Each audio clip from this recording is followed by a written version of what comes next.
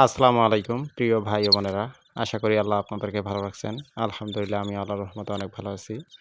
আজকে আমাদের গলাচিলা দেশি মুরগির বাচ্চাকে ঠোঁট সেঁকা দিতেছি। আজকে বাচ্চার বয়স 14 দিন।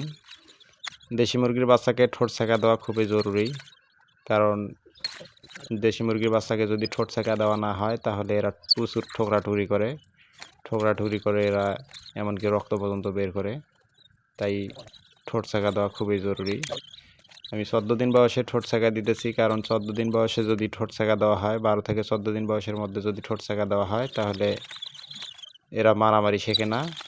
তখন বাচ্চার গায়ের রং ভালো থাকে, পশম ভালো থাকে। এই বাচ্চাটা বাজারে বিক্রি করতে গেলে খুব ভালো দামে আলহামদুলিল্লাহ বিক্রি করা যায়। আমি অবশ্যই এগুলো বিক্রি করব না, এগুলো আমাদের ডিমের জন্যই রাখবো। তবে কেউ যদি মাংসের জন্য করতে চায় বা মুরগি যদি পালতে চায়, তাহলে দেশি মুরগি যদি পালতে চায় তাহলে দেশি মুরগিকে ঠোঁট সেঁকা দেওয়া খুবই জরুরি। যাই হোক, সকলে আমাদের জন্য দোয়া করবেন। আর কারো যদি গলাচিলা দেশি মুরগির বাচ্চা লাগে তাহলে আমাদের সাথে যোগাযোগ করবেন। আসসালামু আলাইকুম।